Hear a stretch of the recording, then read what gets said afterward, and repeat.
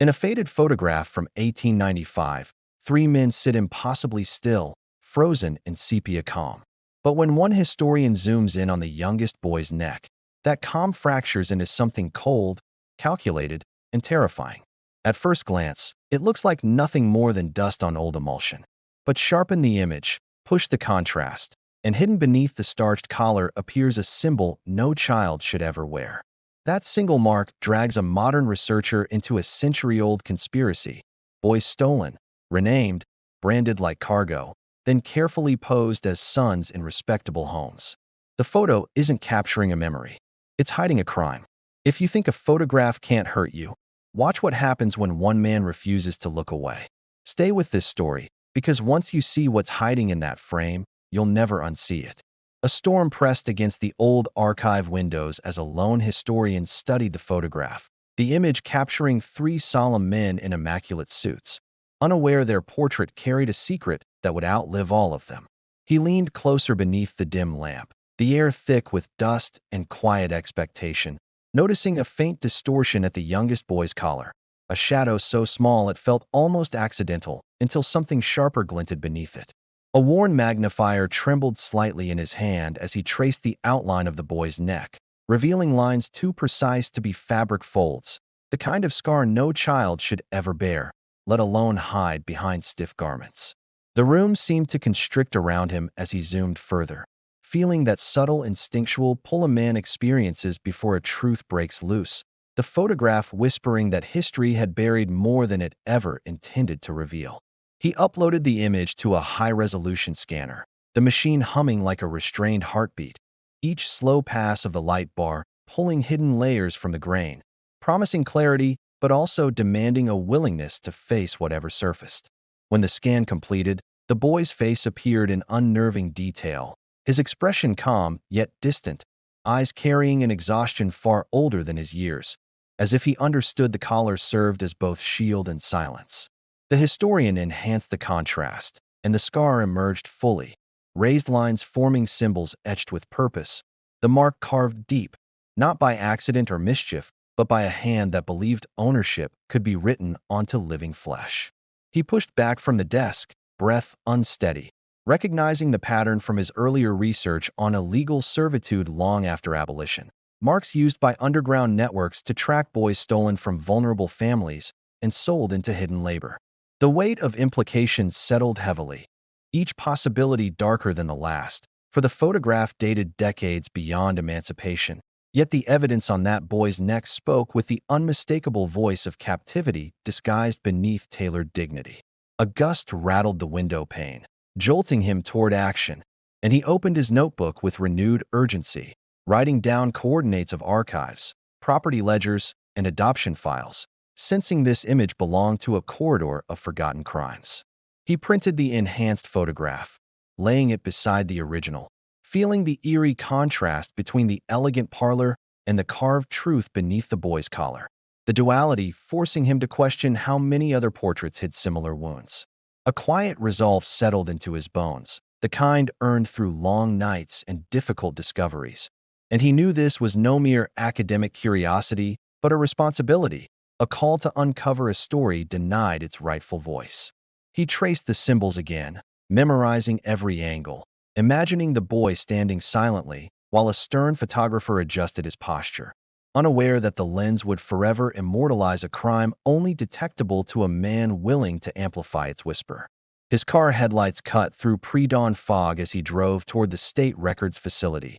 the road empty except for fading echoes of the past, the silence urging him to find the first missing thread in a web stretching across decades. Inside the records room, he requested everything tied to the family name written on the frame, the clerk delivering dusty boxes that smelled of ink, time, and forgotten truths, each document another unturned stone where the boy's real story might wait. He sifted through birth ledgers and property deeds, noticing discrepancies that felt deliberate, dates that contradicted each other, guardianship claims that shifted unexpectedly, signatures that appeared confident yet carried tension beneath their strokes. A particular adoption petition caught his attention, listing the boy as already living with the men from the photograph despite a birth certificate naming them as biological fathers, an impossibility that demanded explanation and hinted at hidden acquisitions. The historian photographed everything, pinning documents across a long wooden table, constructing a timeline that bent unnaturally at several points, suggesting the boy's arrival had not been the blessing the family portrait pretended it to be. Late afternoon light cut through the blinds, casting stripes across the records, and one property purchase stood out. A small rural structure far from the family's wealthy district, acquired shortly before the adoption, its purpose unexplained and suspicious. He drove to that distant parish, the fields stretching endlessly beside him, imagining the boy somewhere in this landscape before the portrait, thin, frightened, and bearing the fresh sting of the engraved mark now hidden by silk and formality. The courthouse archivist brought out a thin folder containing reports on the previous landowner, a recluse charged with unlawful detention of minors, the details mirroring patterns connected to the scars carved into the boy's neck. A sheriff's note described a raid revealing multiple boys held in harsh confinement, starved and branded, their identities erased and replaced with symbols forming a secret language used by traffickers to catalog human lives like contraband. The historian's pulse hammered as he found a reference to one rescued boy matching the age and appearance of the child in the photograph, confirmation that the portrait did not depict a privileged heir, but a survivor of a cruel underground trade. He photocopied the documents carefully, recognizing the significance of each line, especially the sheriff's suspicion that the detained boys were part of a wider network stretching across several parishes, each scar a waypoint in an invisible map. The letters found in the folder hinted that local authorities abandoned the deeper investigation, unwilling to confront a conspiracy intertwined with powerful landowners, leaving the rescued boys to vanish into makeshift orphanages or discreet adoptive homes. A cold realization crept in that the family who posed with the boy may have been rescuers or accomplices, protectors or silencers, and the only proof lay buried in the marks the historian had enlarged from that seemingly harmless portrait. He returned to the city archives and requested photographic studio logs, knowing that photographers kept meticulous notes on commissions, especially expensive ones involving prominent families trying to project an image of stability and respectability. The fragile ledger revealed an entry on the day the portrait was taken, noting the father's unusual insistence on adjusting the boy's collar repeatedly, the photographer quietly acknowledging visible scarring but choosing professional discretion over inquiry. A separate payment months earlier labeled as a private commission led the historian to a sealed box of glass negatives, each capturing a truth far less polished than the studio's public portfolio, offering glimpses into stories never meant to surface. When he located the unlabeled plate, he held it against the backlit table, revealing a younger version of the boy, thinner, frightened, wearing plain clothing that failed to hide the fresh, inflamed carving of the same symbol now faint beneath the collar. The historian's hands froze mid-air, understanding this untouched image was the missing bridge between captivity and the polished portrait, proof that someone had documented the boy before transforming him into a carefully curated son. His breath steadied as purpose tightened in his chest, for he realized the boy's silence was never his own choice, but a condition imposed by men who shaped his identity while concealing the brutality that preceded his arrival in their home. A microhook tugged at the historian's instincts, a sense that if one boy's scars survived in a portrait, countless others may have been captured unknowingly in similar photographs, encoded evidence hiding in plain sight across family albums and archives. He stepped out into the evening air, the sky bruised with fading light, and made a vow to chase every lead until the boy's full story emerged, determined to ensure the scars no longer served as quiet footnotes in forgotten records. As street lamps flickered awake, he imagined retracing the boy's path from captivity to the family portrait, each step revealing uncomfortable truths about men who claimed honor while participating in systems designed to erase the freedom of others. He returned to his office, walls now covered with documents and pinned photos, each paper a fragment of an unfinished puzzle calling him deeper, daring him to uncover connections that powerful men once trusted time would destroy. A quiet pressure built within him, the kind that turns curiosity into mission, as he studied the boy's haunted eyes in both photographs, realizing the child had survived unspeakable cruelty but carried knowledge that still threatened to rupture the past. The historian steadied himself, knowing Chapter 1 of this story had only exposed the threshold of something far larger, and tomorrow he would step into Chapter 2, where the paper trail would twist, thicken, and fight back against being revealed. Morning light crept across the historian's desk as he sorted through brittle documents, each fragile page feeling more like a confession than a record, the boy's scarred initials echoing through every line that refused to explain itself cleanly. He mapped dates across a long sheet of butcher paper, noticing a strange rhythm in the adoption filings, each boy's entry marked by sudden changes in residence, signatures shifting tone, and guardianship claims appearing without any supporting origins. A cold realization thinned the air around him as he circled the earliest document, a property deed purchased months before the boy entered the home, its coordinates matching the site of an earlier raid that uncovered illegally detained minors. He leaned back, rubbing his temples as he recognized the unmistakable pattern of men forging legitimacy, transforming stolen boys into sons on paper while erasing their pasts with clerical precision sharpened by practiced indifference. Determined to follow the trail, he requested access to restricted municipal ledgers, and as the clerk unlocked a steel cabinet, the historian felt tension coil within him, sensing these pages held the reasons behind the boy's branded silence. The old ledger smelled of mildew and ink, its columns filled with terse handwriting that spoke of transactions, custody transfers, and coded references matching symbols carved into young skin, turning human lives into merchandise hidden behind bureaucracy. One entry stood out, an audit flag noting a discrepancy involving a particular guardian payment, the amount aligning with the date of the boy's rumored rescue, indicating someone had funded a retrieval operation disguised as a legitimate transfer. He photographed the page carefully, reading between the lines where truth trembled beneath formal language. Understanding these documents weren't sloppy. They were intentionally vague to ensure no one could trace the boys back to their real families. Frustration tightened in his chest as he imagined lost fathers searching for sons who never returned, unaware their children had been transported, renamed, and polished into new identities within respectable households that concealed their origins expertly.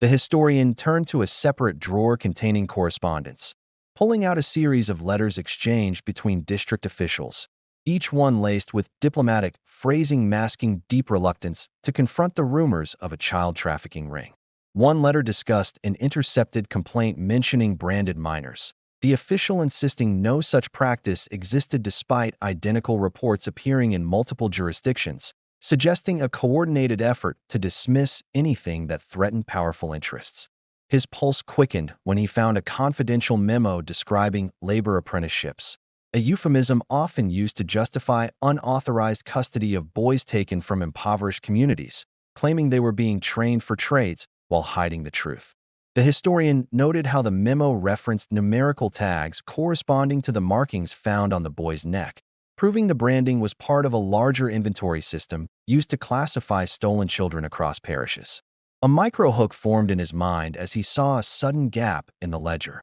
a missing section spanning 2 months, precisely during the period when multiple disappearances had been reported, suggesting the records were not lost but intentionally removed. He tracked down the archivist responsible for this collection, an elderly man who shook his head gravely and explained that those pages vanished decades earlier, always rumored to have been taken by someone attempting to bury an uncomfortable secret. Leaving the archive, the historian felt the unease settle deeper, the way a man senses that every step forward tightens the circle he's walking into, the truth now close enough to feel, but dangerous enough to resist being uncovered. He spent the night reviewing everything, the room illuminated only by a desk lamp and the stark glow of scanned documents, each photograph of a ledger offering another piece of a story stitched together through deliberate omissions. The historian's attention froze on a particular address repeated several times, an industrial warehouse registered under shifting ownerships, each transition coinciding with adoption filings for boys whose origins were marked as unknown or unrecoverable. He drove out to the site at dusk, the structure rusted and abandoned, its walls echoing with memories of labor and confinement, the air thick with the sensation that countless footsteps once paced this ground with fear and obedience. Inside, he discovered remnants of old crates stamped with partial codes, their faded markings matching the pattern carved onto the boy's neck, confirming this warehouse was once a central hub in the trafficking network's hidden operations. A rusted chain dangled from the rafters, swaying gently as wind pushed through broken windows, and the historian felt the past whisper through the dark, urging him to understand how many boys had stood beneath that same cold metal. He noticed chalk markings on the wall, rows of numbers and initials faint but legible, arranged in columns mimicking inventory logs, each cluster likely representing a group of boys processed through this facility, documented like shipments rather than sons. Photographing the symbols, he realized the codes followed a pattern tied to seasons, locations, and sequence, the boy in the portrait being part of a midwinter acquisition cycle that corresponded with several missing person reports. Returning home, he began reconstructing the cipher, decoding it as if peeling back layers of a hidden map, each symbol unraveling in meaning until he could estimate how many boys passed through the network each year. The number chilled him to the bone, far higher than any official report, revealing an entire generation of stolen sons whose stories dissolved into silence, their identities rewritten in polished portraits like the one that started this investigation. He felt an emotional weight settle on him, imagining brothers separated forever, fathers left with empty beds, and boys raised by strangers who never admitted how their adoption truly began, a truth hidden behind well-tailored suits. The historian's hands shook slightly as he wrote down his conclusions, sensing this investigation was no longer academic but moral, a confrontation with men who shaped their legacy by reshaping the lives of children torn from their roots. A sudden thought pierced him. If the scar on the boy's neck survived almost unnoticed in a formal portrait, how many other preserved images contained similar marks faintly etched beneath stiff collars or strategic shadows? This possibility expanded the scope of his mission, suggesting thousands of family albums might unknowingly conceal evidence, each photograph a potential fragment of a buried narrative capable of exposing a web of forgotten sins. He contacted a colleague specializing in photographic restoration, requesting access to a private collection of portraits from the same era, hoping parallels in pose and attire might reveal patterns of concealment shared across different families. As he examined the portraits, he noticed similar collar adjustments, stiff postures, and slight shadows gathered around necklines, subtle but consistent, hinting at a widespread strategy to hide scars from the camera's revealing eye. He documented each instance meticulously, building a case that the trafficking ring didn't merely operate. It infiltrated respected households systematically, replacing truth with carefully crafted appearances that no one questioned for generations. A crest of frustration rose inside him as he realized the silence surrounding this network had been reinforced not only by fear, but by comfort. Families unwilling to risk their reputations by admitting their sons arrived through violent origins. He crafted a timeline merging all discoveries, warehouse logs, adoption filings, missing pages, coded entries, each thread weaving into a tapestry that confirmed the existence of a hidden system for acquiring boys and redistributing them into crafted lives. In the center of that tapestry sat the boy from the photograph, no longer just a face framed in sepia, but a survivor whose scars pointed directly at men who believed they had erased their cruelty by burying it on paper. The historian felt his mission sharpen further as he stared into the boy's eyes once more,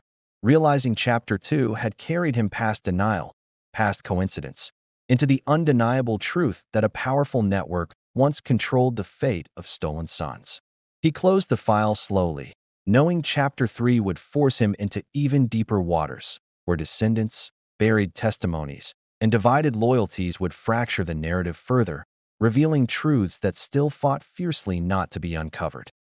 The historian sat across from the descendant, a quiet man with sharp eyes and a cautious posture, as if bracing for truths he had always sensed but never dared to articulate, the old photograph lying between them like a sealed confession. The descendant traced the frame with trembling fingers, explaining how his family spoke reverently of two fathers, one who raised the boy with unwavering discipline and another whispered about in fragments, a man tied to shadows and disappearance. The historian listened carefully, realizing the descendant carried generational tension, born from stories that never matched fully, as if someone long ago had removed crucial chapters and expected future sons to accept the incomplete narrative unquestioningly. He slid forward the enhanced scan of the boy's neck, watching the descendant's jaw tighten as the scarred symbols resurfaced, the mark exposing more truth in one image than decades of family lore had ever allowed. The room's air thickened as the descendant admitted he had always felt a rift in his lineage,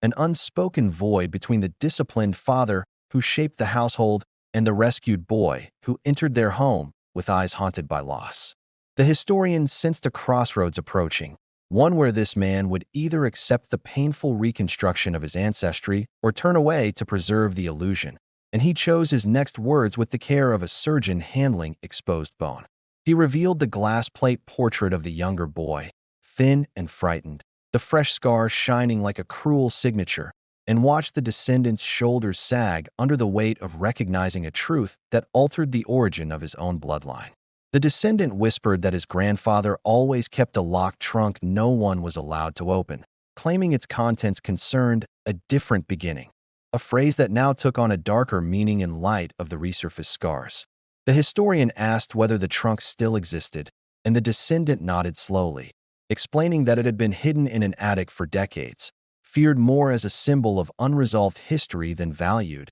as an artifact of truth. They retrieved the trunk that evening, dust cascading off its wooden surface, the iron latch stiff from time, and the historian felt a tension in the air as if the house itself recognized they were disturbing something deliberately buried. Inside lay letters, ledgers, and a leather-bound journal written by the father who had adopted the boy, each page heavy with guilt, determination, and the sense of a man trying to reconcile the sins of others without becoming one himself. The father described finding the boy in conditions that shook his moral foundation, a child carved with symbols meant to erase identity, and his struggle to restore dignity without revealing the wider network responsible for the boy's suffering. The descendant read his ancestors' words aloud, voice cracking as he confronted the internal conflict the father carried. One man torn between protecting the boy he saved and exposing a system powerful enough to destroy entire families. The historian recognized the emotional collision unfolding,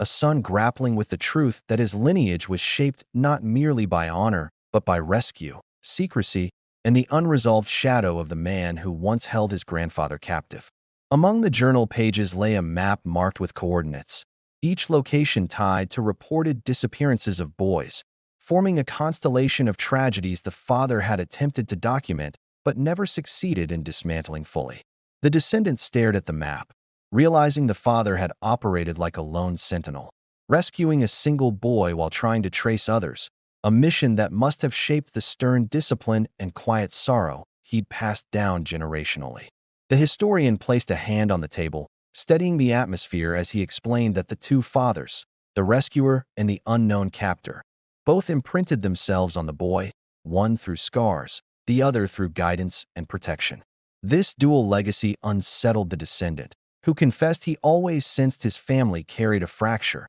as if their foundation was built on both saved and stolen identity, a contradiction that now felt painfully real. He opened a final envelope inside the trunk, discovering a photograph of the boy as a young man, standing beside the father who rescued him, their expressions solemn but bonded, the image radiating a loyalty forged through hardship rather than blood. The historian noted how the young man's posture mirrored his adoptive father, a sign of hard-earned trust, yet his eyes still carried a depth hinting that part of him remained tethered to the unnamed father he lost to violence and captivity. A letter tucked behind the photograph revealed the adoptive father's greatest fear, that the boy would someday learn the full truth and resent him for failing to dismantle the network that had torn other sons from their homes. The descendant closed his eyes, absorbing the confession, realizing his ancestor never sought glory for the rescue, but carried quiet shame for being unable to stop the machine that branded young lives into submission. The historian sensed the emotional shift, the moment when unresolved lineage began transforming into understanding, the descendant's breathing steadier as he recognized his family's story was built not on lies, but on incomplete courage. A microhook tugged at the historian's instincts as he noticed a final folded paper beneath the journal, an unfinished letter addressed to authorities, a plea from the adoptive father demanding an investigation into the trafficking ring. The letter was never mailed, its edges worn as though handled often, suggesting the father wrestled with the decision until his final days, torn between protecting his adopted son and risking retaliation from powerful men tied to the ring. The descendant whispered that his grandfather rarely spoke of childhood, carrying a quiet gravity that set him apart from other boys, and now he understood that silence was inherited from a father who never stopped fearing the truth might resurface. The historian pieced together the emotional architecture of the family, a boy branded by one father and redeemed by another, both shaping a lineage that carried the burden of unspoken history into each new generation of sons. He explained carefully that the boy from the portrait did not erase his origins by entering the household. Instead, he merged two legacies, one forged in cruelty and another in determined protection, creating the complex identity passed down to the descendant. The descendant nodded slowly, realizing he was not the heir of a simple story, but the inheritor of a dual legacy born from both suffering and defiant rescue, a lineage more powerful for its scars than its silence. The historian felt the chapter reaching its emotional peak, sensing the boy's story was no longer a distant historical curiosity, but a living part of this man's identity, echoing across generations like footsteps returning home. As they closed the trunk, the descendant asked what came next, and the historian answered with quiet conviction that Chapter 4 would confront the system itself, exposing the machinery that stole sons and reshaped them into forgotten history. The descendant placed a hand on the photograph one last time, promising aloud that the boy's story would no longer be hidden, the vow resonating as both tribute and warning to the forces that once tried to silence him. The historian watched the man stand taller than before, as if understanding his lineage reshaped his posture, transforming uncertainty into a renewed sense of responsibility inherited from both the rescued boy and the father who saved him. Outside, dusk settled over the city, the air heavy with unresolved history, and the historian knew Chapter 3 had prepared them both for the final confrontation, where scars would transition from buried evidence to undeniable proof of a forgotten system. The auditorium lights dimmed as the historian stepped onto the stage, feeling the weight of every document, every scar, and every unanswered question pressing against his ribs, the final chapter demanding truth spoken aloud before it disappeared again. He projected the photograph onto the massive screen, the boy's stiff collar glowing beneath the spotlight, and the audience fell silent as the enhanced image revealed the carved symbol, a forgotten wound resurrected for all to confront without denial. The historian spoke of the moment he first saw the mark, describing how a simple shadow unraveled into a hidden language of captivity, transforming a portrait meant to depict pride into evidence of a system designed to erase young identities. As he recounted the investigative journey, the crowd leaned forward, sensing the scale of the network he had uncovered, each revelation tightening the atmosphere like a rope drawn slowly, deliberately, around the root of a buried truth. He displayed the glass negative of the younger boy, the raw scar fresh and unmistakable, and the room absorbed the gravity of seeing a child documented before being polished into a new name, his suffering preserved by a lens that never intended to expose it. A collective breath tightened when he explained the coded ledger system, revealing how traffickers cataloged stolen boys with methodical precision, transforming their lives into inventory entries meant to travel silently through archives and generations. The historian described how adoption filings, property deeds, and missing documents converged into a pattern too coordinated to dismiss, a network sustained not by ignorance, but by men who wielded influence to hide the existence of stolen sons. He revealed the warehouse codes, the chalk symbols, and the erased pages, explaining how the network left behind a constellation of clues unintentionally carved into history, waiting for someone willing to trace the pattern across decades of silence. When he introduced the descendant, the room shifted emotionally, sensing the presence of a man whose bloodline carried both rescue and captivity, a living embodiment of a past that had never been granted closure. The descendant stepped forward with steady resolve,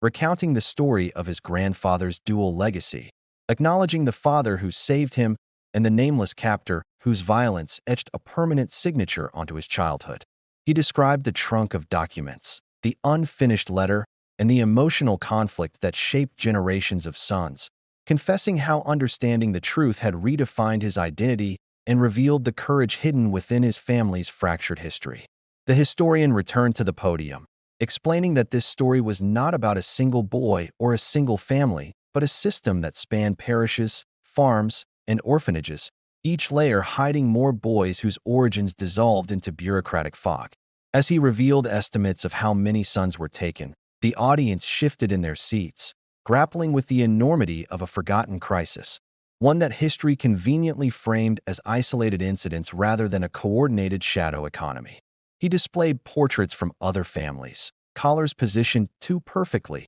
shadows falling too strategically, patterns repeating across years, suggesting many households had unknowingly, or knowingly, absorbed boys with hidden scars into their lineage. A micro-hook rippled through the audience as he explained that every photograph from that era carried potential evidence, each frame a silent witness that could either conceal or expose the truth depending on the angle, lighting, and the willingness to see. The historian's voice tightened as he spoke of fathers who searched for sons who never came home, families who spent lifetimes wondering without answers, their grief buried beneath the complacency of officials who refused to pursue justice. He revealed a final ledger entry describing a planned expansion of the trafficking network, an operation halted only by the death of one orchestrator, proving the system had not diminished by chance, but had collapsed through incidental disruption. The audience grew restless as he explained how traces of this network lingered well into the early 20th century,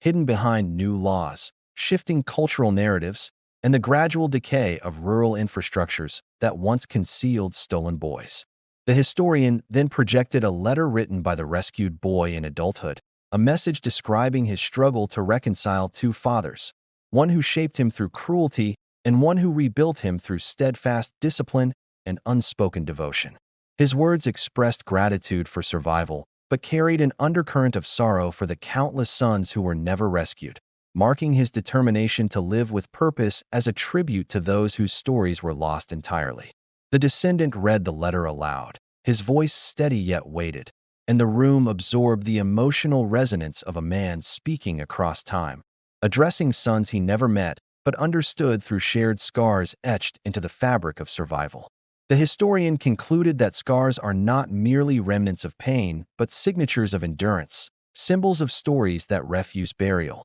and that the boy's mark, once hidden beneath a collar, was now a beacon illuminating a history long obscured. He invited others to bring their family photographs, encouraging men to examine necklines, shadows, and symbols once dismissed as imperfections, hopeful that more stories could be reclaimed before they dissolved entirely into untraceable silence. A gentle murmur spread through the room as several attendees stood, holding old portraits, their faces troubled yet determined, each man realizing his own family might carry echoes of this hidden past. The historian closed by emphasizing that confronting the truth did not tarnish one's lineage but strengthened it, allowing descendants to inherit not silence, but understanding, not shame, but the resilience of ancestors who endured what others pretended did not exist. As applause rose, the historian felt the weight inside him ease slightly, knowing the boy from the photograph had finally reclaimed his voice, his scar no longer a mark of ownership,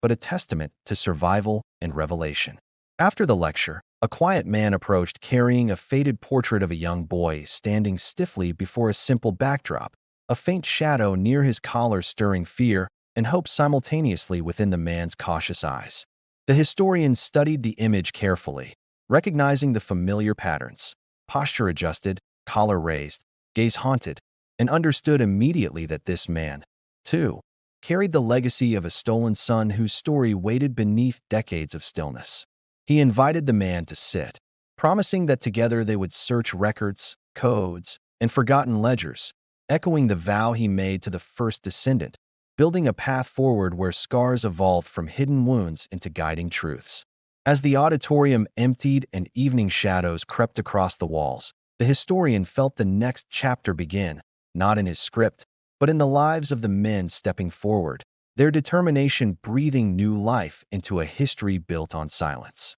He gathered his notes, the photograph of the original boy resting atop the stack, its collar no longer concealing the past, the scar now illuminated by truth, and carried forward by descendants unwilling to let it fade again. Stepping outside into the cool night air, he sensed the legacy of every stolen boy stirring. Their stories no longer trapped in dusty archives, but emerging through the voices of men ready to confront what previous generations chose to ignore. The historian walked toward his car with steady purpose, knowing the investigation would continue,